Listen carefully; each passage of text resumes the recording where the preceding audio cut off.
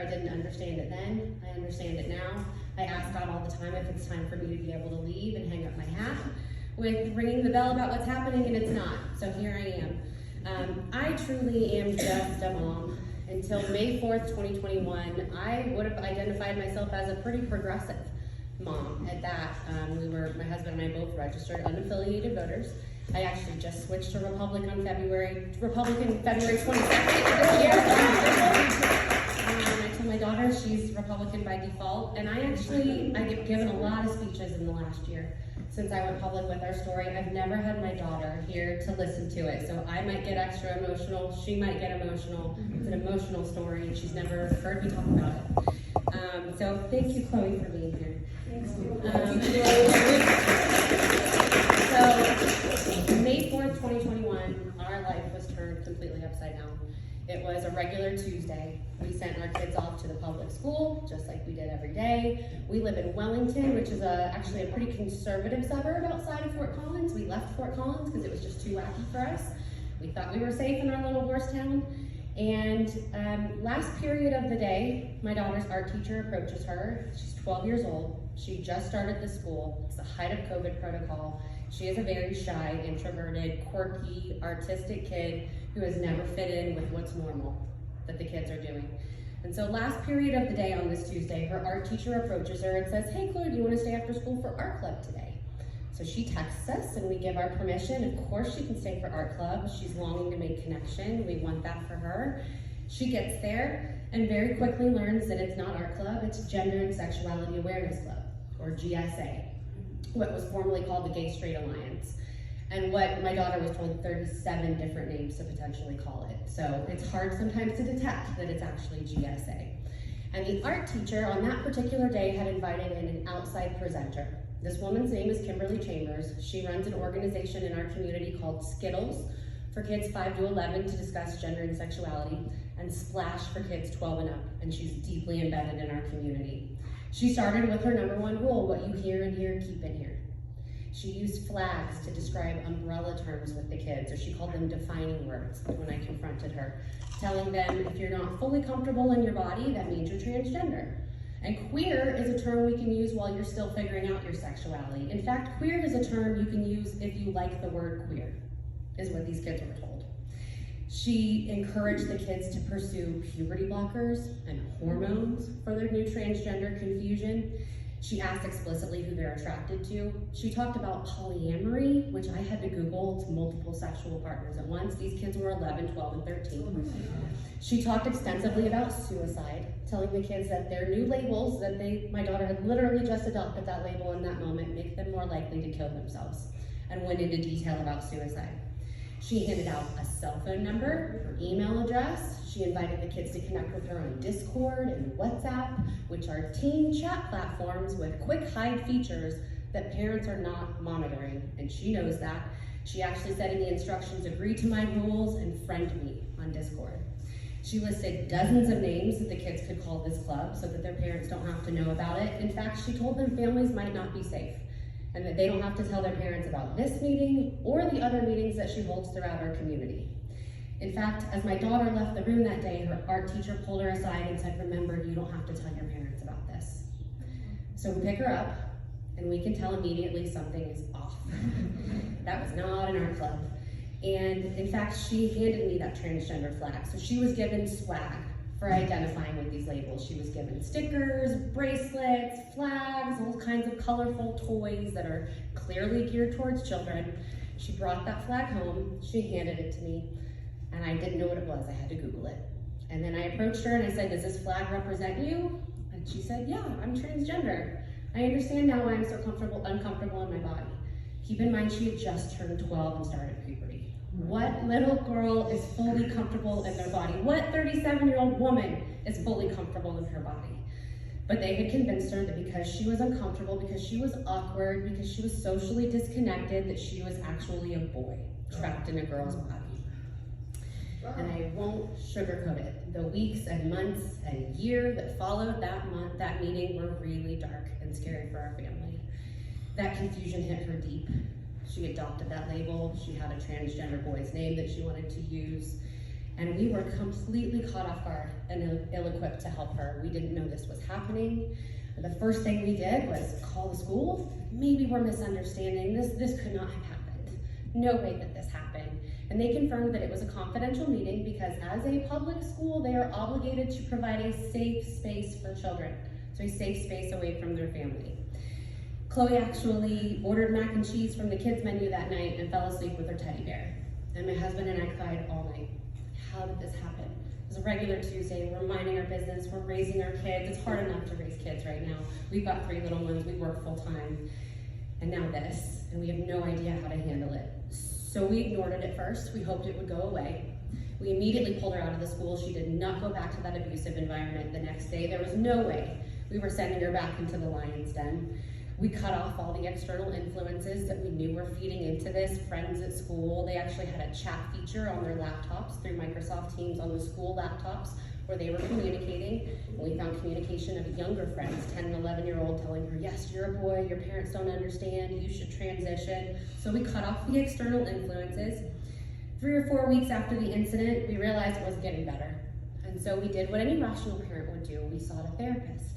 And it was very hard to find a therapist. In May of 2020, it was the height of COVID, May of 2021, a lot going on. When we finally found a therapist, she was queer and trans affirming. That didn't last long. We found a faith-based counselor, and she started to go to the counselor, and she started to get worse. And we were really confused. She was becoming more confused, more depressed. It wasn't helping her, it was hurting her. And we learned the hard way about 2 bills that Jared Polis passed in 2019. The first bill is 1911-20, which enables 12-year-olds to pursue medical health care in the state of Colorado without parent knowledge or consent. The second bill, 1911-29, banned conversion therapy, made it illegal in the state of Colorado, and there's specific language in that bill about gender-confused youth. So if you are a licensed counselor in the state of Colorado, even a faith-based licensed counselor, even a pastor who has licensure for counseling, you are obligated to only affirm or ignore gender confusion in children. By law, you would lose your license if you were to question it. That's considered conversion therapy. So the faith-based counselor chose to ignore it. Understandably, she knows her hands are tied. She can't address this issue with our child, but it was making her daughter worse to go to a therapist who was supposed to help, who was ignoring it. So we stopped therapy. She actually begged us to stop therapy. She said, it's not working. I don't like it. It's making me worse. And about 4 months after the incident, December of 2021, she wrote us a suicide note. She had become so confused and so depressed that she didn't know how to live in the body that God had given her. She didn't know how to make sense of the confusion that had hit her, and we didn't know how to help her, and the therapist wasn't helping her. So we did what any rational parent would do, and we went to our trusted pediatrician, who we'd gone to for almost 4 years, who delivered my then 1-year-old baby.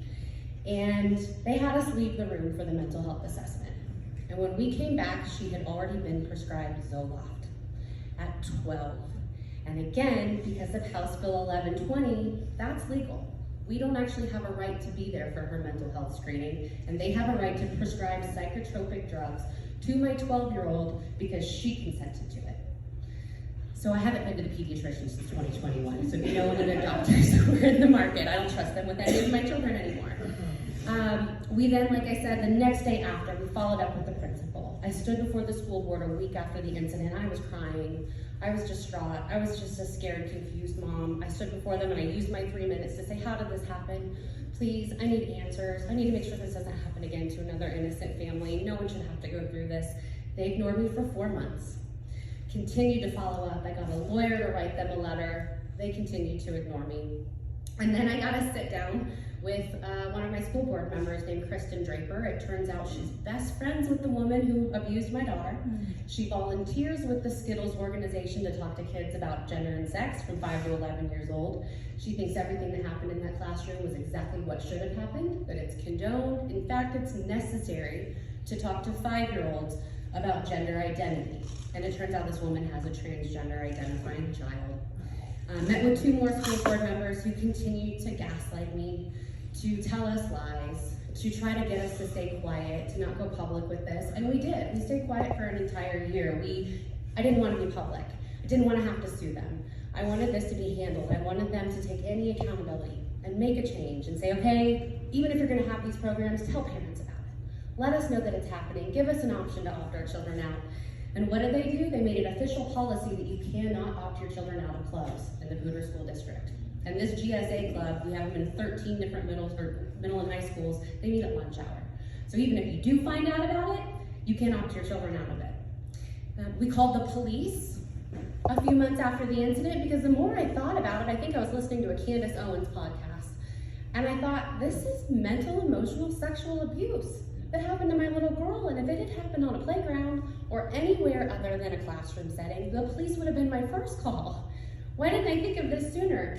And they were sympathetic. They felt awful that this had happened, but because there was no physical touch or exposure of body parts that we can prove, I don't know, parents don't know about the meeting, she might be touching children, I don't know. But because we can't prove it, there is no legal ramifications for the teacher or the presenter involved. And so we felt defeated. We met with the superintendent, the assistant superintendent. They showed us fake empathy. They made false promises. They said they would change things. They even put out public articles saying they had changed things that they hadn't. It was complete gaslighting. They just didn't want us to find out about it and speak up about it. So about a year later, once we had gotten our daughter through it, she had completely desisted the transgender identity. So we had that dark, scary year, but she did come out on the other side. I contacted a journalist friend and our story blew up. And after our story blew up, 4 other families from that art club came forward with the exact same story. In fact, one of them, who's also a joint plaintiff on our lawsuit, their little girl had gone an entire year following rules and not telling her parents. So it wasn't until we went public that they started to connect the dots. Their little girl had been going to these meetings. First she was asexual, then she was pansexual, then she was bisexual, then she was transgender, and it was just clear that she was trying on all these labels that the school officials, that adults in the school were telling her were cool, and would make her feel better, would make her fit in better. And then in December of 2021, when my little girl wrote us a suicide note, this little girl drank bleach and attempted it. She was rushed to the hospital, and her parents bore the weight and the guilt of that for an entire year because they didn't know about the school influence. They were looking inwards. What did we do wrong? What did we miss? Why is our daughter so confused with all these identities? Where are they coming from? Now she wants to kill herself. How did we let this happen? What did we do? And then they realized that the school had been influencing their daughter for a year with this ideology. And so, like I said, they are also on our lawsuit. They have pulled their children out of the public school district. And what I've learned through all of this is that what my school district hates the most is bad press. So I take a 4-pronged approach to hitting them back. Hit them in the media. They don't like the press. I love to expose the things they're doing. We're working on flipping the school board. That's really important. Get these crazy progressive people off our school board. We have 7 of them that were bought and paid for by the NEA and the Polis family and the Stryker family and the Gates Foundation and the Obama Foundation. So as it turns out, Fort Collins is ground zero for this woke school board nonsense. And we weren't supposed to find out about it. I'm a big foil to their plans. So I keep hitting in the media. We're gonna flip at least one of the people on that school board this year. I'm hitting them with lawfare. We filed a federal lawsuit on May 3rd of this year. And hit them in the wallet. Get the kids out. That's when they'll pay attention. We're lucky in Northern Colorado to have a lot of options, charter schools and private options. But I can't stress enough, hit them in the wallet. Get your kids out. Stop giving them the means to indoctrinate our children. So I want to share some things that I've learned from my school district. And of course, these are in Fort Collins. These are extreme. What happened to us isn't going to happen to everyone. But I can't stress enough that since I've spoken up, parents from around the country have started to reach out to me. And it's the reason I continue to speak up. I moved my daughter to a private Christian school. I moved my sons to a conservative core knowledge school that was started by our Senator Bob Schaefer, Liberty Common, and it's a wonderful school. But I still think that this is happening in every school, in conservative towns, in conservative states. Whether it's a major incident like this, our kids are getting tiny little bites taken out of them every single day. Whether it's 2 boys on a math problem, or pronoun conversation in 3rd grade, or comprehensive sex ed, like we talked about Jared Polis's sex ed is vile. It's not scientific. is not okay for our children. So I do believe that even though ours is a very extreme situation, any kid in a government school anywhere is getting little bites taken out of them with this woke nonsense. So you talked a little bit about FOIA, F-O-I-A, Freedom of Information Act. In Colorado, it's called CORA, Colorado Open Record Act. And about a year in, when I'm feeling hopeless, we've just gotten our daughter through it, no one's listening to me, nothing has changed, all these families are coming forward, and I feel helpless to stop it, I learned the power of public record request. And so I started to perform CORAs on my school district like it's my second job. And I do work a full-time job. This is my second full-time job. My husband calls it my make money job and my take my money job. Because I pay a lot of money in CORAs and to come around and do speeches. But some things I want to share that I've learned. We found emails between the art teacher, the presenter, and the school board 2 days after the art club incident with our daughter. They had colluded with the school board to keep me quiet, the principal and the art teacher. They referred to parents who find out as barriers that have been removed at other middle schools. They discussed their right to lie to parents under the Equal Access Act, which is not relevant. That does not give them a right to lie to parents. It only gives the right for children to assemble in club meetings if the children want it. They discussed calling CPS on my family for a well child check 2 days after the art club incident because I objected to what they did and I removed my daughter. So because I was not an instantly affirming parent of gender confusion, they labeled me as abusive. And they performed a well child check on my family. Come on in, we're a great family. I would love you to see how we parent and take notes. They said everything I say to them should be thought of as evidence. So they were clearly building a CPS case against me. I found emails of them checking in on the teacher and presenter involved, saying, oh, that evil woman from Wellington, how are you all doing with this? No one ever checked in to see if my child was okay. No one ever checked in to see if the judge's child was okay who drank bleach and the district knew it. She was a student at the time. They never checked in on the kids, but they checked in on the staff. They updated their student code of conduct to define harassment as using the wrong preferred name or pronoun of students. So if little 5-year-old Johnny has a girl he's grown up with his whole life who now suddenly wants to be a boy and little Johnny calls her a girl, that's harassment, that's punishable with discipline. And they are acting on it, especially in the middle school where my daughter formerly was. If they misgender a child, that's in school suspension, first offense. So they are punishing children for misgendering. And they're justified in doing it because it's their policy. They've instructed all Poudre School District staff to ask students pronouns at the beginning of every class. They even held mandatory training on it, called equity training. They've instructed all health staff that they cannot tell a parent if a child is suicidal or cutting.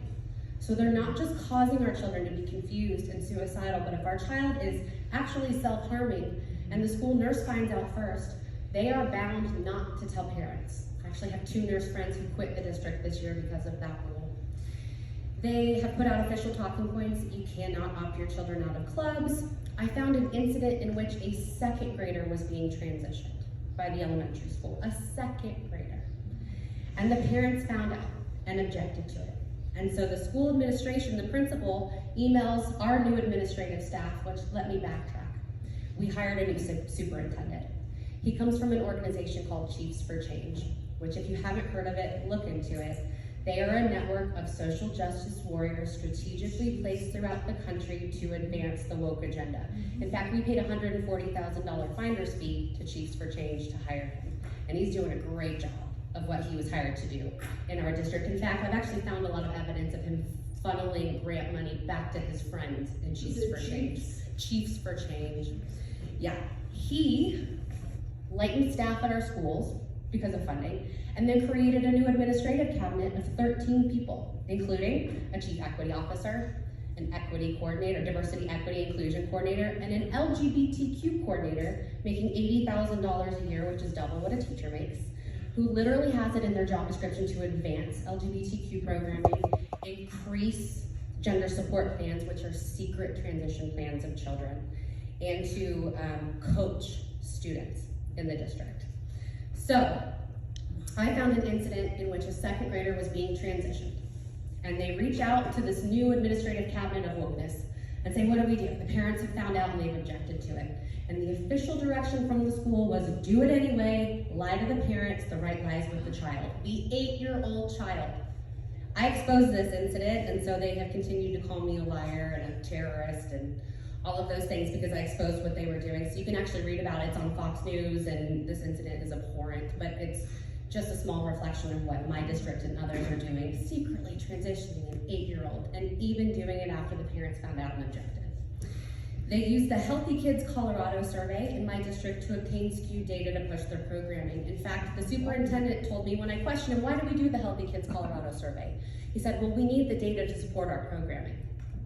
That sounds a little backwards. Shouldn't you create your programming based on the data? So it's very clear that that's what they're using it for. And in the state of Colorado, a district can opt out, but I think there's only one that has in the past. So do you all opt out of it? Okay, great. Because it's awful. It asks 7 different times if you're transgender. It asks if your parents have guns in the home. It asks about drug use. It's a complete violation of privacy. And it's administered in 7th and 9th grade, I believe. So young kids are taking it. My district has actually come out and said at the December board meeting that 30% of kids in the Poudre School District are LGBT. That's just lesbian, gay, bisexual. They actually said that 47% of kids in our county are LGBTQ. Half of them. And I believe it, because based on the Healthy Kids Colorado survey, when they ask kids 7 different times with 12 different answers if you're transgender, and some of the answers are, I don't know what that means, I'm unsure, that all gets lumped into the yes category. And so now they have this data that half the kids are LGBTQ and they've got to do this programming to save their lives.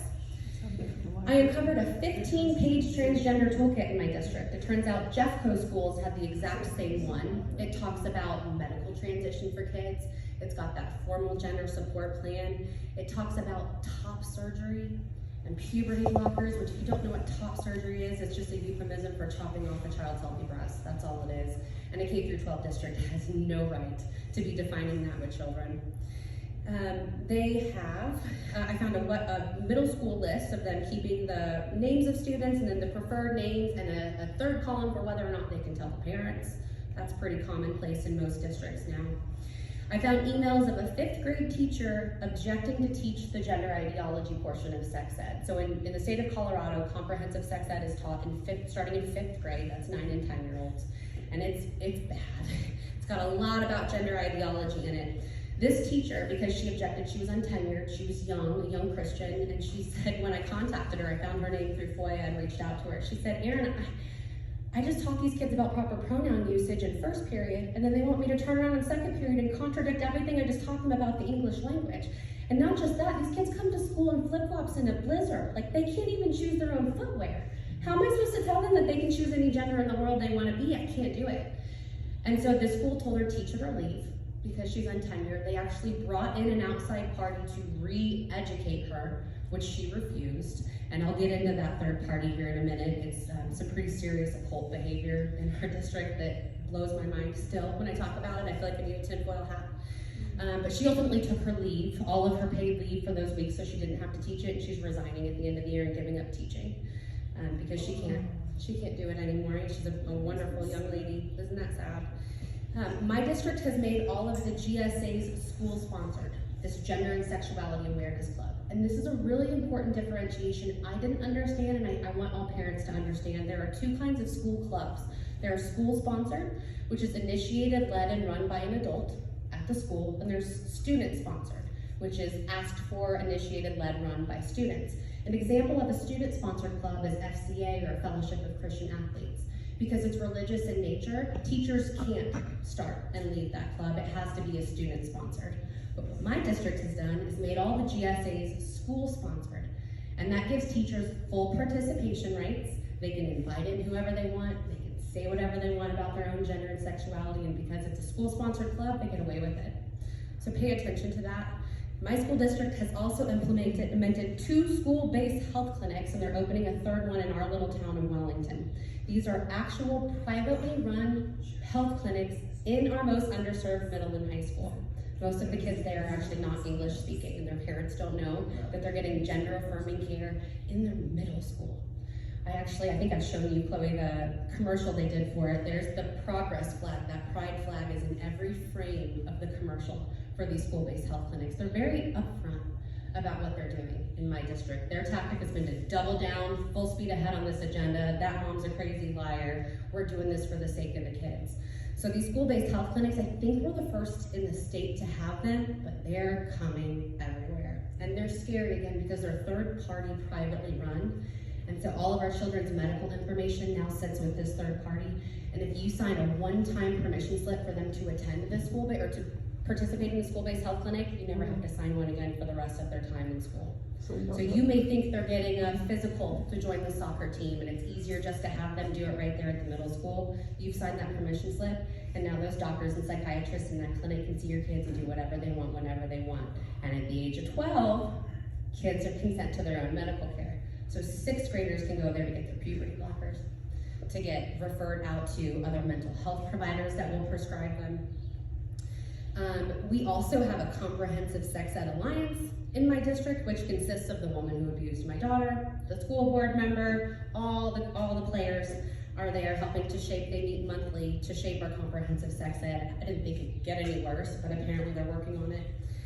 Our district just got a $1.6 million grant for mental health that they actually are funneling back to one of the board members' organizations.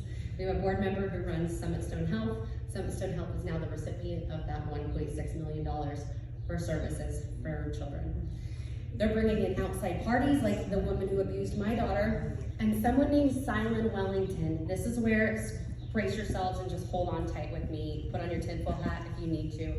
This person was actually invited into my daughter's classroom that day. This person is a self-proclaimed transgender, non-binary blood witch and priestess of the Reclaiming Tradition, which is a neo-political witchcraft based in political activism. Self-proclaimed. If you look on their social media, there's pictures of them doing rituals in their own blood. They actually started a magazine called Bleeding Thunder. And this person was brought into my daughter's classroom, is brought into all the GSA clubs, is the person who was brought in to re-educate that teacher. And this is a 22-year-old with no background in anything that qualifies them to be re-educating teachers or meeting with children to discuss gender and sexuality. They're just transgender, and that qualifies them. So this person also conducts professional development trainings in our district. One called How to Be a Trusted Adult to LGBTQ, which heavily emphasizes medicalization for gender confusion. Talks about you gotta get them puberty blockers, you gotta get them chest binders. It actually gives them instruction on how to get doctors to write gender affirming care letters for children. This is a actual professional development course that is delivered to all of our staff. And they do one called the ABCs of LGBTQ that they also give to students. So these are the players they're bringing into our school, and if I hadn't have uncovered it, no other parent would know that this was happening in our school district because they are so covert about it. And they're careful not to involve the teachers who dissent to what they're doing. Like this 5th grade teacher, they no longer invited her to those trainings because they knew where she stood. So they keep it as hush-hush as they can, and it's almost unbelievable to me that they are bringing in blood witches to meet privately with our children to discuss the ABCs of LGBTQ. It's really scary. So all that said, that's the Poudre School District. We're San Francisco light. I would venture to say we're just San Francisco at this point, but it's my understanding that it used to be like Norwood, that Fort Collins used to be a rancher community, that we were a red county, and now here we are. I couldn't even stand to live in the town anymore. I had to move to the suburbs to get away from the crazy. So it's happening everywhere, and it happened quick there. And Colorado, absolutely, like I said, is a blueprint for this woke agenda. I look at what's happening in California and Washington, and I know that it's coming here next. That Washington bill, I think it's 1445, where they made it basically state-sanctioned kidnapping, where if a child goes to a youth homeless shelter, they are no longer property of their parents, and they will get access to gender-affirming care. That's coming to Colorado next session, rest assured. How do I know? Because our county's opening a youth homeless shelter. And Fort Collins, we all know, is a white, upper-middle-class town that does not have a homeless population. This youth homeless shelter is to funnel kids out of their families into the medical system. They did it with my family. We're minding our own business. They plucked my daughter and they put her on the conveyor belt, and we stopped it, thank God. But it could have gone so far. Their path was to medicalization. They set it up front in the meeting with her. Hey, these are puberty blockers. These are how it works. So that's absolutely the intent of capturing our children at this age. That along with separating them from families, and I always say all roads lead back to Marxism. But that being said, what I advise people to look out for as a community, social emotional learning, human growth and development, surveys. These are things that are happening in every single public school in the country. You can opt your children out of them. Social emotional learning, don't let your children participate in that. Human growth and development, they're obligated to give you a 2-week notice to opt your children out. Take advantage of it. And surveys, don't let your children participate in any survey in their public school. One way that social emotional learning manifested in our children's lives, my son came home and told me about the peace circle they had at school in his 2nd grade, where they sat in a circle, they talked about their feelings, and the rule was what happens in the circle stays in the circle. Peace circles, feeling circles, these are means for them to start to plant the seeds of distrust with families early, and it's so subtly done that my son would have never detected that's what they were doing. I see it, but they're starting to tell them, you can talk to us, you don't have to tell your family. What happens in the circle stays in the circle. That about sums up social emotional learning. School counselors and mental health staff, no good comes from the counseling office. It just doesn't. I met one amazing school counselor in Florida who stood up to all of this. He's the only one I've ever talked to. The school counseling office, unfortunately, they're in a profession that has taught them that, again, conversion therapy is illegal and you have to affirm gender confused kids. All these young counselors coming in, they really truly think that they're helping kids by confusing them about their gender. So I would never let my child see a school counselor, not if their life depended on it. We're not doing it.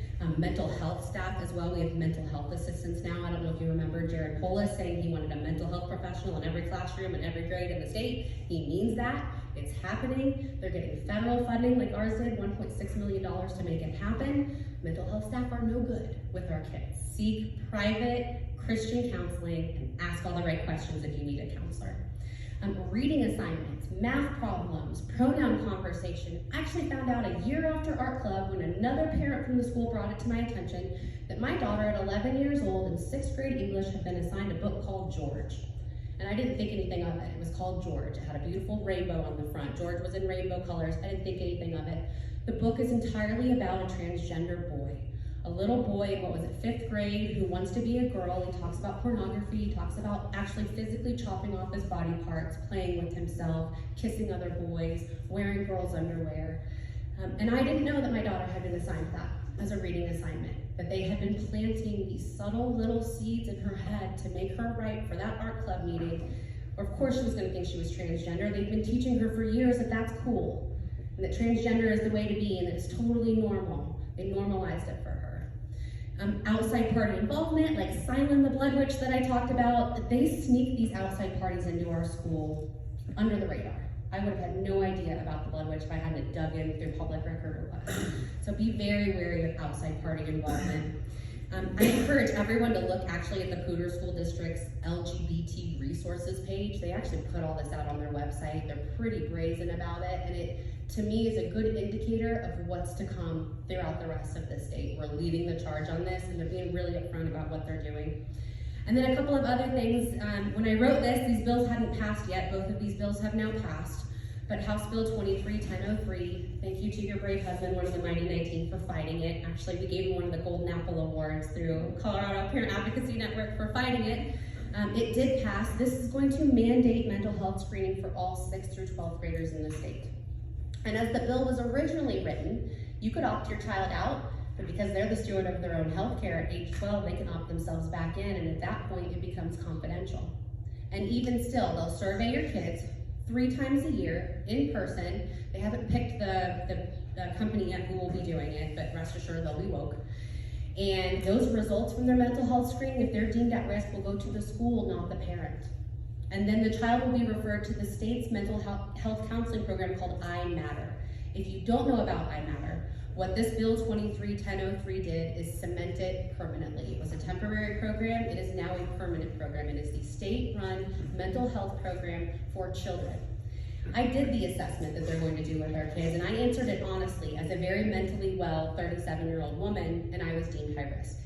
So rest assured, all of our children are going to be deemed high risk, and they're going to be referred to this state program. And when I logged on to see what the counselors were like in the I Matter program, you will find that in every one of their bios, they are LGBTQ affirming, they are gender ideology affirming, some of them are even sex work affirming. These are minor counselors for 6th to 12th graders. So look into the iMatter program. It's now here to stay forever. They also passed Bill 23-1071 this year, which gives prescriptive power to counselors. All they have to do is ask the state for it. So no longer do you have to go to a licensed psychologist who went to school to prescribe psychotropics. A counselor of any kind, including a school counselor, can just register with the state, and they're giving prescribing power to prescribe psychotropics to 12-year-olds. And at our school, they can do it right there in the school at those mental health clinics. They can prescribe. So keep an eye on those bills. That's going to change things even more for the worse in our state. Okay, so that's a lot of depressing information. I want to fast forward to today. Like I said, my daughter's never been here with me before, but she's obviously completely desisted. She's doing great. She understands that what happened to her was not her fault. She actually came with me to testify against House Bill 1003, that mental health survey bill. She didn't testify herself, but she stood there and watched the process to see how parents are fighting against the kind of thing that happened to her. And she wrote testimony for Wyoming Senate Bill 144, actually called Chloe's Law, her name, that would have made gender affirming care illegal in Wyoming for minors. Unfortunately, that bill did not pass. Wyoming Senate really let us down there. But I actually let her watch What is a Woman? I know some of us talked about it. If you haven't seen that, watch What is a Woman. I encourage you to watch it. I let her watch it with me, and halfway through, she goes, "Mom, why didn't I understand this was happening to me when it was happening?" I was like, "Yeah, you were targeted. You were vulnerable. You were a child, and it's not your fault. They took advantage of you." And she goes, "How do I make sure this doesn't happen to other little girls?" I was like, "You're doing it right now. You're letting me tell your story. You're saving lives right now by being brave." She did not pay attention. So I'm only public with our story because we've gotten to a good place, and because she supports me speaking up to protect other kids from what she went through. She knows what it's like to go through that confusion and to be depressed and to feel like she can't live anymore. And she doesn't want other kids to go through that. So that's why I'm public. I've got no skin in the game. I pulled my kids out of traditional public school. I'm done, we're out, but I keep speaking up because of her and because of all the families that continue to come forward. It's such a hard thing to talk about. It involves our little kids and their mental health and their sexuality, and it's just not something that's easy to talk about. And so I speak for thousands and thousands of families who just can't be public with their stories. But I wanted to share what we did at home to get her through it. Because if you don't know someone now who has a child who's suffering with gender confusion, you will. You absolutely will. Every one of us is going to be affected in some way or another by these gender confused children because it's happening at crazy rapid rates with them. So we drowned ourselves in research, first and foremost, and I'll say we would do a lot of things differently in hindsight, and that's why I share this. We drowned ourselves in research. We cut off all technology, no more cell phone, no more video game chat, no more video games for a while, no technology, it's just not good for her. And we said to her at the time, when you take a 12-year-old girl's technology away, they hate you. That's not an easy thing to do. And we had to say, we did this. We gave you too much authority over what you're viewing and you're seeing and being subjected to, and that's our fault. We never should have given you this freedom. Now we have to correct the error of our ways. And she probably didn't like hearing that, but I think at the end of the day, she's appreciative that we got her through it. We cut off friendships. Those little girls who were saying, "You're a boy, you're a boy." One of them came from a very troubled household, and we had, someone adopted her and loved her and cared for her, but my child comes first. And if you're toxic to my child, you're not gonna be part of our lives anymore. That was hard, but it was necessary. We exemplified heterosexual monogamous relationship. I didn't think that was necessary, but my daughter was told that heterosexuality and monogamy are not normal, they're just common. I'm not even sure what that means, but we make an effort to exemplify that at home, that yes, a male-female relationship, a married couple, this is normal. We love each other. It's okay to have a nuclear family, to raise kids, to be with a man. It's fine, it's normal, and it is common. We opted for faith-based, non-licensed counseling. That was a big one for us. We surrounded her with positive influence. When you remove that technology, you've got to replace it with something. So we made an effort to get outside more. They started doing daddy-daughter dates just to help build back that relationship that had been broken by this experience. She's a daddy's girl. They were thick as thieves, and this tore them up. This was really hard on dad. So those dates definitely helped bring them back together. We talked about the issue. I think that's the most important thing, and that was the turning point for us, that we ignored it. We went to a counselor and hoped they would handle it. We just didn't want to make it worse. And in doing that, we made it worse. So the turning point for us was one day when Dad found text messages that, my parents don't understand, they hate me, I'm really a boy. He sat her down at the kitchen table and he slammed the phone down in front of her and he said, "Is that how you feel? Is that real? Are you really a boy? Do you hate us?" And she started bawling. She was like, "No, it's not. It's not me. I don't want to do this anymore. I'm not transgender. I want to feel better." And that was the turning point when we were just brave and bold and sat her down and said, "We're going to talk about this issue. And it's going to be hard, but we're going to have a hard conversation." That's when we gave her the outlet to say, "Nope, I'm done. I don't want to do this anymore. I don't want this label. Take it away." So you've got to talk about it. Ignoring it will not help. I've learned that from experience. And then 3 things I tell every family now. And one of the things parents approach me with a lot is, "Well, my kid's 7 or 8, and I don't want to talk about this with them." That's the whole point. I don't want anyone talking about LGBTQ issues with my kid. So what am I supposed to say to them to inoculate them from this happening? Because it's inevitable and it will. So the 3 things I advise every parent of: tell your kids early and often that they're fearfully and wonderfully made. Gosh, I didn't even think that was necessary. I mean, we told her all the time she was beautiful and smart and amazing and unique. I never said, "You're really good as a girl. You're a great girl. God made you perfect the way you are. Stay a girl." I realize now that's necessary. We should be teaching our kids that they are fearfully and wonderfully made, that God made them who they are. It's not changeable. Even if you want to be a boy, you can't be. It doesn't work that way. It's biology. So affirming that early and often. Number 2, no one should ask you to keep a secret. Safe adults don't ask you to keep a secret. Exactly. I missed that boat. She was told to keep a secret. We're lucky she came home and told us what happened anyway, because we had built such a good relationship with her up to then. But I think about the families who were kept in the dark for a year. I know what's happened to those families who were kept in the dark, who didn't have that relationship where their child felt like they could tell them anything. And that's another important thing. Have those conversations early and often. Let your kids know, no matter what it is, tell me about it. I'm going to be here for you. I'm going to support you. It may be hard to have the conversation, but you can tell me everything. And then number 3, no one should ask you to label yourself. I tell my 8-year-old this, or he's 9 now, 9-year-old this all the time. No one should ask you to label yourself. You're just Max. You don't need to say, I'm this political affiliation, I'm this gender, I'm this sexuality. No one should ask you to label yourself. You're just you, and you're still figuring it out, and that's okay. So if someone asks you to label yourself, if someone does any of these things, I tell my son, you get out your gizmo watch, because we don't use cell phones anymore. They've got the little gizmo watch where they can call us, we can call them, and that's it. I said, if a teacher asks you to keep a secret, you get your watch out of your backpack and you call them you call me right then. You say, "You're not safe, I'm calling my mommy." So we've empowered him to know no one should ever ask you to keep a secret or label yourself or tell you that there's something wrong with you. That's never okay. So, my call to action for all of you. Number 1, like I said, we're fighting back with lawfare, exposure, and media, but the most impactful thing is to pull the kids out. I do firmly believe that this is happening in every school, everywhere, and that the only way to make it stop is to hit them with the funding. If they don't have the funds coming in anymore, they will change their behavior. We are lucky where we are in the Front Range. It's one of the only good things about living on the Front Range, that we have so many educational options. We have these great charter schools, but I'm a firm believer in homeschool. Even though it's opt for it for us, I think it's the most beneficial thing a parent can ever do for their kids. I think you can do in an hour with your own kids what a school teacher is doing in 8, and it is incredibly invaluable. So I've got a lot of friends who have opted for homeschooling after learning about our story. Also take a more active role in your kids' education, and you don't have to have kids in the school district to do that. And that looks differently for everyone. For some, that may mean looking at the curriculum ahead of time before your child sees it, getting involved in PTA. Districts have school advisory committees, they have district advisory boards, and these can be joined by anyone in the community. You don't have to be a parent. So I encourage everyone to get involved in those board associations and groups so that you can see what they're doing firsthand.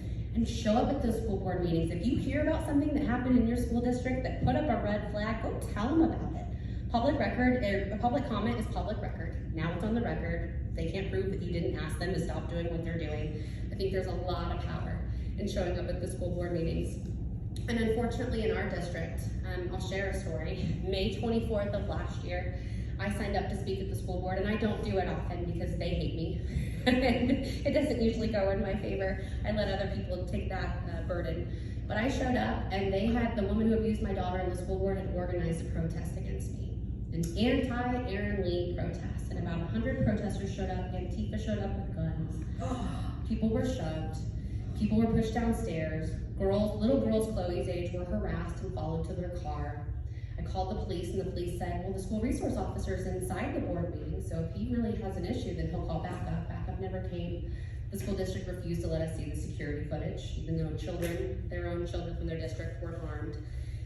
So I understand why people are afraid to approach the school board. There's a lot of parents who were there that meeting, and none of them have ever showed up again.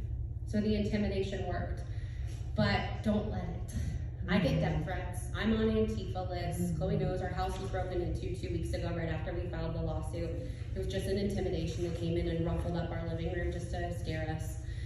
And I can't let it, because that's what they want. That's what Antifa thrives on, is intimidation. They get in your face and they bully you until you react first, and then we can't let them intimidate us into silence. A couple other calls to action. I still send a first aid email to all my kids' teachers. Yeah, she's in a private Christian school, but I still send an email that says, this is what you will and will not discuss with my child. FYI, thank you for what you're doing with my kids. I appreciate you every single day. You will not have these conversations with my child. And is it gonna stop them? I don't know, but it lets them know where you stand as a parent coming into that school year. Pay attention to school boards and elections, show up to speak. The State Board of Education is also something to pay attention to. I didn't realize the power that they have, but the State Board of Ed actually determines the curriculum for the state. You don't have to adopt it. Districts actually have their own authority, but they develop curriculum and they hold the fate of charter schools. So this year, Liberty Common, #2 school in the state, 25 years in a row, public charter school, is up for renewal through our district, and we anticipate they will deny the application to exist. And if they do that, it'll go to the State Board of Education, and they're the final authority. They have the authority to appeal it and say you can continue to exist as a school.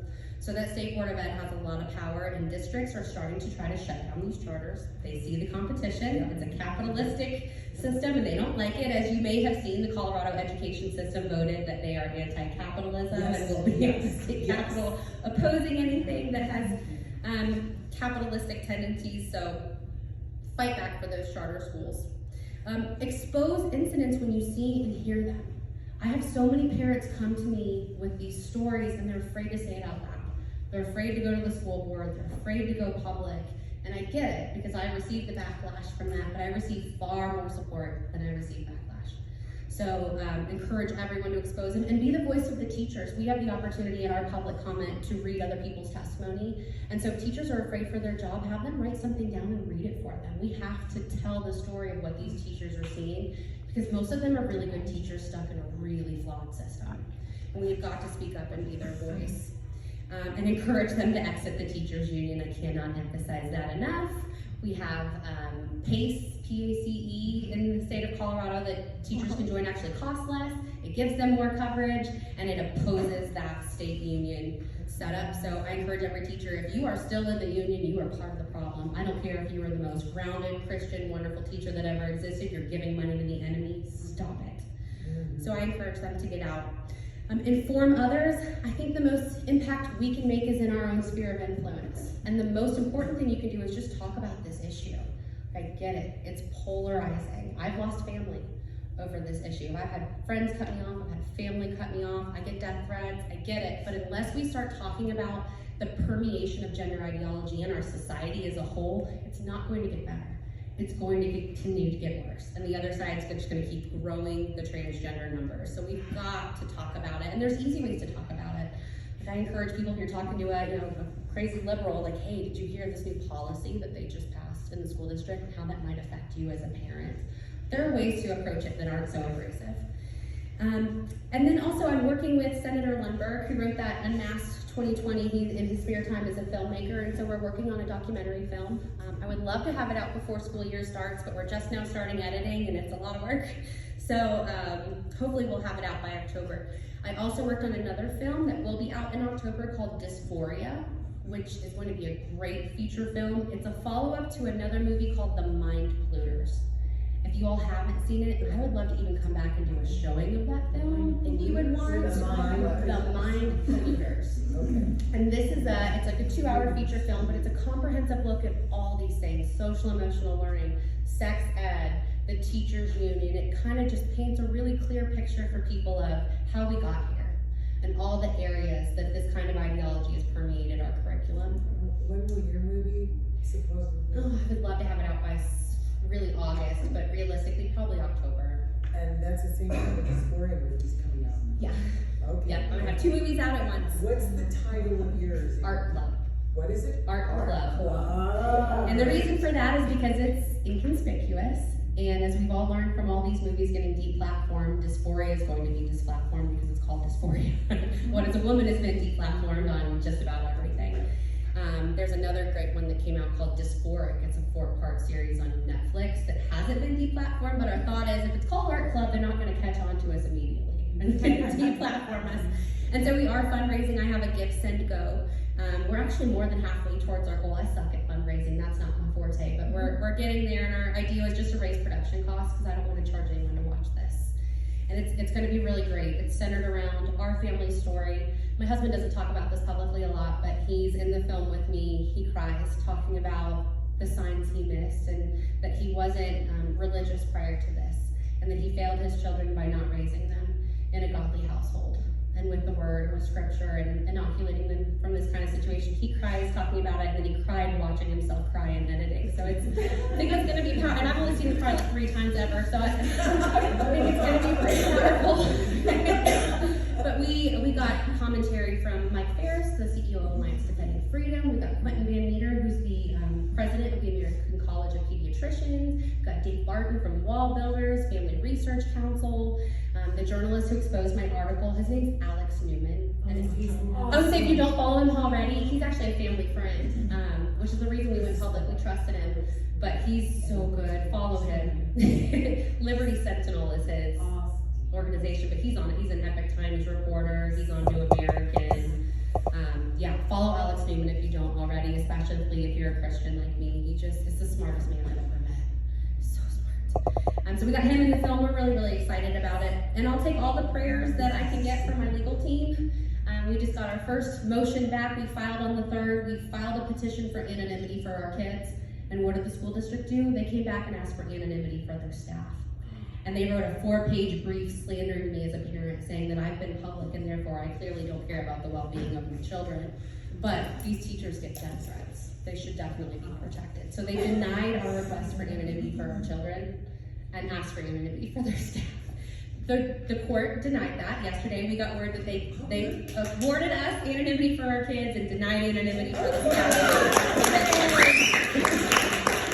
But what this tells me 2 weeks into this lawsuit is it's going to be a long and hard couple of years. It's going to be a nasty personal fight. They're already coming after me as a parent. So we'll take all the prayers we can get for this process. It's going to be long and hard, and I don't know if we'll win. But we're setting precedent with this, and that's my goal. There's no other case like this in Colorado. We're fighting for my daughter's First Amendment right to grow up free from indoctrination, and our 14th Amendment rights to steward the health care and education of our children. That's our right as a parent. It's enshrined in the Constitution. So ours is a federal case arguing our 14th Amendment rights, and what I hope is that it will set case law, set precedent, and embolden parents to follow suit. I've already done it. Case law exists. Do it with me. Everybody follow suit with me. If you've been wronged by the public school district, fight them back with lawfare. So whether or not I win, I don't even really care at this point. It's not even as personal as it used to be. This is a lawsuit for every parent in Colorado. And then finally, just share our story. My website, it's on the little card there. It's just stopgenderideology.com. And my handle on every social media is just Erin for Parental Rights. And I do my best to elevate stories of other parents who've gone through this and to share information about what's happening nationwide. I encourage you, I'm very public. You can share my story with anyone. Can we put this on Facebook? Please, yep. You can put all of it anywhere. There are small cards with your Facebook page. At the front table. Oh, awesome. And I have an electronic card that takes you right to my website So too. please pick one up if you would like it on your way out. Awesome. And I'm all about Q&A, so I know I'm at time, but if anyone has questions, I would love to answer them. I just wanted, I tutor, well, she's just finished 7th grade. First day in 5th grade, language arts was how do you use she, he, and they. Like we put, instead of she, he, to the they, how to word it so it sounds right. That was day 1 of school, 5th grade, and I showed that to the mom. And that's public online school, you know. And the mom called the teacher, she says, I never want to see, I was just listening to it, I never want to see that again. And if it's there somewhere, I want to know beforehand because we're skipping it. Yeah. And of course, we talked to the kid about that.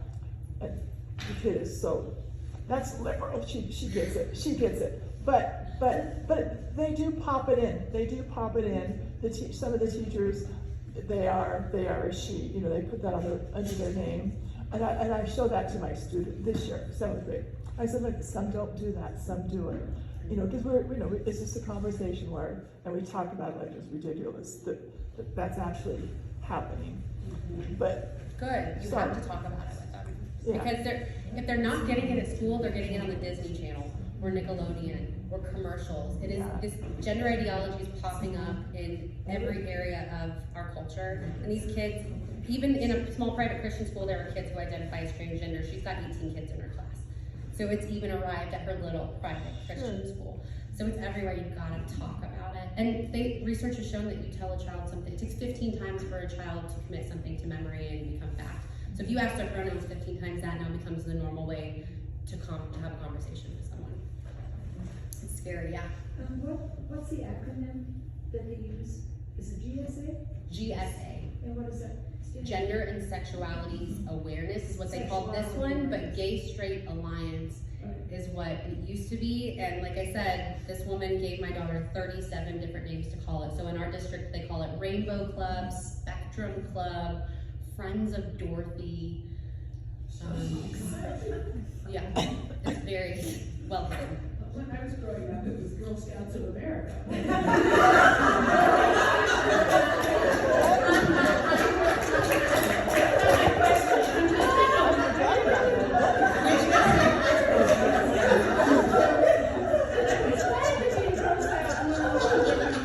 But wait, because in no time it'll be they Scouts of America.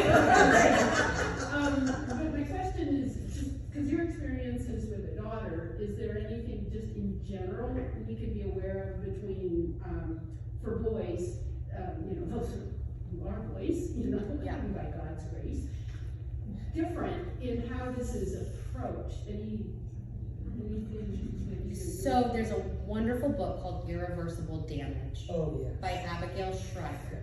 I recommend everyone read it. She was a Fox News reporter, but it's incredibly objective and impartial. And it talks specifically about how this agenda is aimed at adolescent girls, 11 to 14-year-olds specifically, because of their susceptibility. But I belong to a lot of groups of parents going through this, and there are a lot of teenage boys that go through it. They just tend to start this identity a little bit later. So girls tend to follow into it at 10, 11, 12 years old when their body starts to change and they get uncomfortable. Boys usually start to do it at 14 to 16.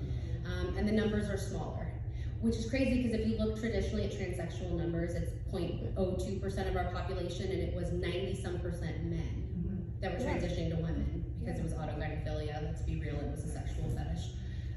But now the numbers is something like 80% female with gender confusion. Yeah, Irreversible Damage. It's by Abigail Schreier, Schreier. And you can, surprisingly, you can get it on Amazon. They banned it at Target, but we don't shop at Target anymore. No. But it is back on Amazon. So, can anybody access the speech that you just gave? Can they hear that somewhere? Yeah, if you go to my stopgenderideology.com, there's actually, click on the little video at the top. It's about a 15-minute clip of me giving a similar, nice, concise. I want the hour. Yeah, I don't know that exists anywhere, but I think we're recording it, so you're welcome to share it. Are you recording it? Yeah, we are. So you were talking about how you can find all that information about, emails, and how do you get? Yes, Colorado Open Record Act. So every public entity is subject to FOIA law, which means their calendars, their emails, their budgets, their text messages on government devices, everything is subject to public record. So all you gotta do is ask for it. And they'll charge you for it, they'll charge you for their time. So my advice is to get as specific as possible. So like, for example, to get I learned how to do it. I thought, I wanna see what these people were talking about behind closed doors. Like, I know what they did to my face, but I wanna see what this teacher, the art teacher, was talking about. So I did a Cora on her emails for just that week for keywords, Chloe, GSA, gender identity, art club. So keywords, narrow date ranges, and specific parties is the best way to do it. I definitely look at a lot of emails between people. And the best place to start is their budgeting. When I started doing public record requests, the team that taught me, I have a team of parents who are wonderful, who taught me the ins and outs of how to do this. There's about 9 of us on a Telegram group, and we are a team going after this district. But we started with the budget. Look at where their grants are coming from. Look at where their grant money is going, and that will tell you the tale of the rabbit holes you need to follow. Wow. You know, if some teacher invited my child to join art club, Be in jail. and it wasn't, I would be in jail. I don't know how I'm not. I actually looked at my husband that night. The next day, I emailed the woman the next day who did this to my daughter. She gave my daughter her email address. And her response to me was delusional. She doubled down on everything. She actually revealed some things I didn't even know had happened. Like, she was proud of it. So that's what encouraged me to dig in on her. Yeah. How do you build supportive parents to come join you? They're just like you described you. Yeah. They've been working a full-time job, they're tired, they've got kids at home, they've got to feed, they've got to get to sports. What's your success story there? It's not a great success story. I'll be transparent. That has been my biggest struggle, is getting people to pay attention. I feel like until it happens to them, self included, I was not paying attention to any of this. I couldn't even have told you who my school board was prior to this. I wasn't looking at her curriculum before she saw it. I considered myself a progressive. I was a virtue signaler. Like, oh look, my little brother's gay. Like, I was just in his wedding. Look at me. I love gay people. Like, I was very much part of the problem until I got punched in the face with reality. So that's been a struggle. There's a lot of grassroots parent groups popping up. It's like Moms for Liberty. We have one out in Weld County that's just a grassroots group of parents. They call themselves Guardians of RE4 that just popped up as a result of this. And to be honest, most of who I speak to is grandparents. And so you as grandparents have to have these hard conversations with your kids, because they grew up in the generation I did, who also were indoctrinated. And a lot of this became normal for us. I didn't know to think any differently. So I think that's really important, is that you all take this message back and look for those grassroots parents groups and start one if you need to. Like, we have Liberty Ladies, it's all grandmas in Loveland, and they are great at reaching out to the schools and getting young people to be involved. Do you think that there was any targeting because of your profile? Targeting for, well, if you read Irreversible Damage, you will learn that majority of people who this happens to are white, upper middle class, progressive families. Why do they want to do it? Why do they want to transition our kids? Yeah. I always say, this is a hard one for us too. We're like, to what end? Like, to what end? Why are we doing this? All roads lead to Marxism. This has been in our schools for decades. If you go back and look at Fieri and everything that shapes our current education system, they have a really good long game. And it feels like since COVID, they've turned up the heat on the pot, and we're starting to see what they're doing, but they've been doing it for decades, and we're just now paying attention. We are way behind the 8 ball. So it's separation of children from families. You know, children are, if they can get them now and convince them to be woke social justice warriors, they've got them for life. Then they become those people joining the Senate. Exactly. That's exactly right. exactly what they're doing. Yeah. They're changing them now so they can grow up to be the leaders, and the whole system's shot. Absolutely. And Chloe will tell you most of her generation are those kids who will do that agenda successfully. I also think the big pharma has a lot to do with it. When we testified at that Wyoming Chloe's law, the people who were there to support the bill, or to oppose the bill, were Blue Cross Blue Shield, United Healthcare, the Doctors Foundation. They're not even quiet about it. They're here saying, no, let us medicalize these minors. Money. And they're putting them on the conveyor belt quick. And like I said, CPS was weaponized against us. In Larimer County, you have to be queer affirming in order to be a foster parent.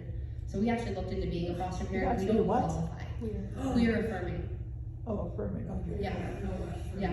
To be a foster parent, you have to be willing to get these kids access to medicalization for gender confusion. So we were not qualified as a foster family. So, does Chloe have some normal friends? Now she does. Oh. We're in a really wonderful, so much silver lining came out of this. We went through a lot of heartbreak, and I hate that we went through this, and I still would give anything in the world to take it back. But so much silver lining, it brought us back to God.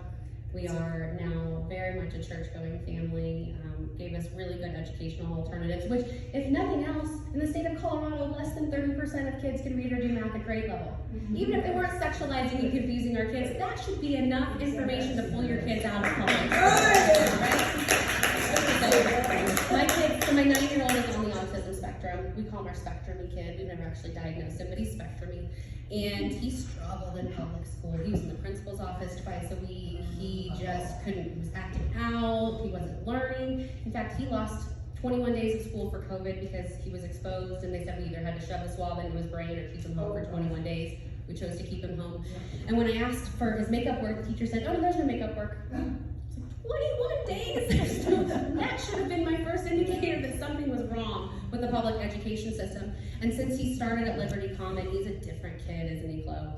He is just a stand-up young man. He's being disciplined properly. He's being challenged academically, and what a difference that makes for a child. So what about families who can't afford to do that? And they have their... So I call BS on that, I used to take a much softer approach with it, but here's where I stand. Anyone can do it. Anyone can homeschool. Charter schools are free, and in fact, charter schools in Colorado, you take the $9,000 from the public school and give it to that charter school so the money follows the child, which I love that. I love that I put my kid over here where you don't get his money anymore. But anyone can do it. So I was a stay-at-home mom when this happened. I had finally realized that dream. She was 12, we had just had our third baby, he was a newborn when this happened, and we had him because we could finally afford to stay home. We went down to one family as a car, we were saving, it just was working, and then this happened, and I knew I had to go back to work to pay for private school for her. But I couldn't get her into a charter school right away, it wasn't an option. And if I can do it, anyone can do it. Will it mean sacrifice? Yes, but you either sacrifice now or you're sacrificing your kids. Yeah, we've been denied twice. To charter. School. Even the conservatives on one of the school boards denied it because they're concerned about the possibility of, we believe, of parents pulling kids out to put them in the charter school over the public school. Yep. So we keep getting on, but we will. That has changed our community. And that's There the was a Durango mass community? exodus from Booter. Durango twice. We don't have any alternate school options here. So, We can barely staff the Like school I we said, have. 1 hour a day, you can homeschool your kids. So you And any parent can get make it what work. you're supposed to learn from the state of Colorado online, and it just tells you what the kid's supposed to know, and you can give it to them how you want to give it to them. I mean, it's that simple. And it's gonna start a charter school for us. I I just decided. So, I got you. During COVID, I met a family, and she had a first grader, and she's like, and the mom has MS, so doesn't want to put her in public school. Yeah. So they lived in Texas, so I got Texas, it was a Christian, it's home, everything you need for homeschool, Oh, check.org, is that what you're talking about? Huh? Check.org? No, okay. it was another one, but it's a Christian, there's a Christian piece to it, but, and so I took what first graders supposed to learn. I used Texas rules, not Colorado, and then I used that, and the kid could already read, so, she had to learn phonics, but the whole thing, they had notebooks I could print it out for free, or buy the notebook for $8, or whatever, and and so even if you don't know what you're doing, and I would help set you up. Well, here's my concern, though. I'm looking at the whole picture. There's a lot of single parent moms. Yeah, can't do What it. do they do? I mean, I'm seeing the situation that some people are in where they really feel helpless. Yeah, I totally Or get if it. they work 45 minutes away, they're gone Yes. all the time there. Yes. So, and I have to go back and think, I've had a conversation the last month, someone is starting a homeschool group, and I have to really go, I'm getting old, I can't remember, I forget stuff, but they're starting they're starting a private school, and I'm doing this in quotes, and it's just like 10 families or something, and they're, I think, They're gonna homeschool together. they're gonna homeschool together, and they're gonna Co-ops or group teaching. essentially, and they got some teacher people, teacher friends or whatever, and they're just, and that's how, and then that way. We have a co-op in Durango.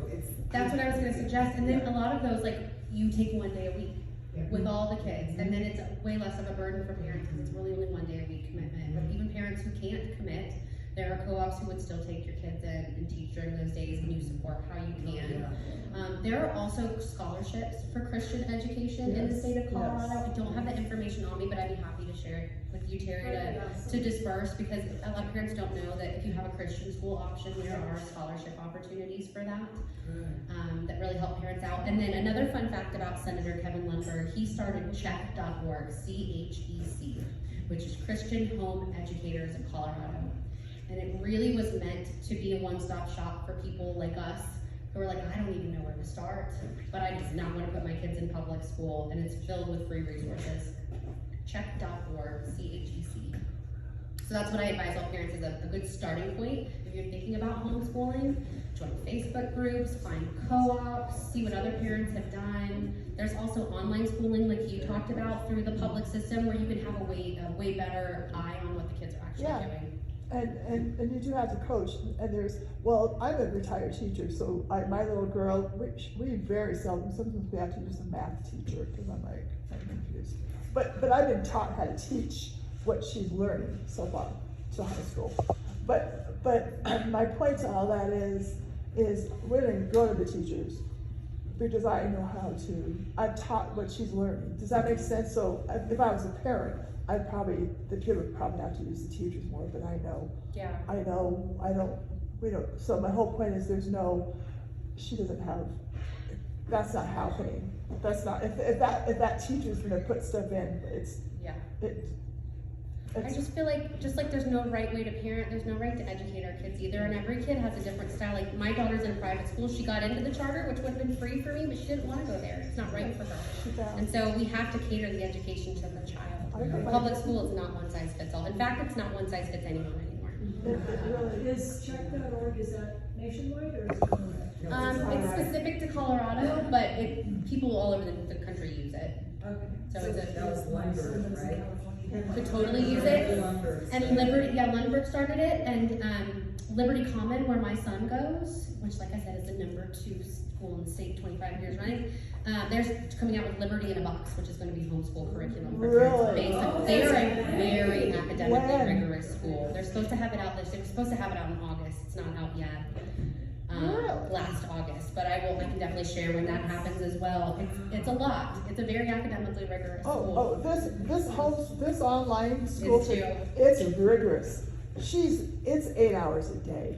Oh goodness. And I tell people all the time, core knowledge versus common core. But when I say, Yes. but no, I like it. I like it. Diane, did you have a question? Yeah. I do. Can I ask how young are you? I'm 36. My daughter is 36, 37. I think, I have kind of a little story to close, but I was 13, and I am 71 now, and I started youth school at 13 from a farming community in Minnesota, in downtown Minneapolis. We were one street off from the stripper joints, all the whatever, and so we got to do the people's hair that worked at this place. I'd come home, Mom, I just did stripper's hair, and I didn't even know what a stripper was. And guess what? 58 years ago, when I was 13, in beauty school, we could go during the summers. I had to go to regular school every winter, and when it was in session. And Rick came back as Rachel.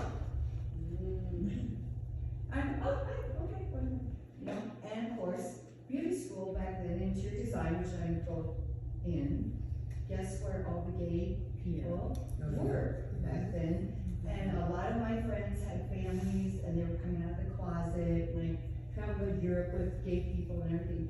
And I said this to my daughter, and I even said that even gay guys got jobs over me, the little white girl, because they were gay. As well as, oh, you look so beautiful, he says, oh, you look so good. And they're wearing, oh, okay, whatever. But they also got paid more. And I presented that to her, and she kind of just did off. And it's like, you don't know what gay is. It's like, I want to say, F you, yes I do, he didn't, because she's my daughter. But it's hard for me, that was a plight. I mean, I was, you know, they did hire me because I was a woman versus the gay person. Way back then, 58 years ago, and now these kids come up and they go to me, and I worked in the adaptive program of the Taliban, so they're like, I'm great, but I'm coming back as Rachel, this is everything, and I'm going, and I go, don't give it to me, I've been around this my whole life, so just, whatever, I don't care if it's, I looked at her and I said, what are you inside, you're a volunteer, and you're helping this person with a disability, what are you gonna do? I don't care what you have all this going on, but I think it's a shock value, number one, you know, it's a really shock, oh, well, you know, whatever, and it's like, now it's getting more general, but it's really hard because I think, and I don't mean this, generally, your generation. Sucks. My generation is the problem. Well, your generation, it's like, well, mine was nothing, mine was nothing, so, but yours was up here, but mine was nothing back then. Yeah. And so, no, it's like, and that's the point, it's hard to get across. Like you were saying to some of these younger people, it's like, yeah, we had life back then as well, but now yours are more important, and I don't know how to address that. I wish I had a magic answer for that. I know, I mean, know. I'm just saying it's general. I always tell people share my story because I did an interview with the Independence Institute in May of 2021. Yeah. Feel free to share that because in that interview I say I'm a white progressive female and I see this for what it is, and I kind of go into like I'm not your stereotypical person you would think is going to fight this. Right. I'm not any of those things anymore. I mean, I'm still a white woman, but I'm You should. You're not Exactly. progressive anymore. But I'll just leave you with this, and I'm sure you all already know this, but if I had $1 for every time I've been called a hateful bigot or a Christian nationalist, I would be a billionaire right now. Don't let that get to you. Take that as a badge. And people call me a Christian nationalist all the time, and I was like, yes, I'm a Christian. Yes, I love my country. Thank you. It doesn't hurt me. So take the hits because they will come, but still have those conversations, and feel free to share our story because especially that kind of an interview because I think it hopefully will resonate with people who were just like me 2 years ago.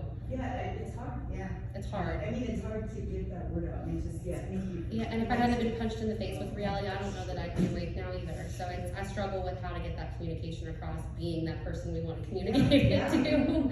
But share our story away. That's all I can offer. How do we Thank you. So give, send, go. give sense of? Yeah, and then it's just / stop gender ideology. Yeah, anything. That's great too. Anything helps. And if you give that way, I won't put it on the page because that's a pain. But I appreciate it. And we're at 6,000 towards 10, so we're doing all right. 6,000 towards 10. Yeah, our goal is 10. We're at 6,000.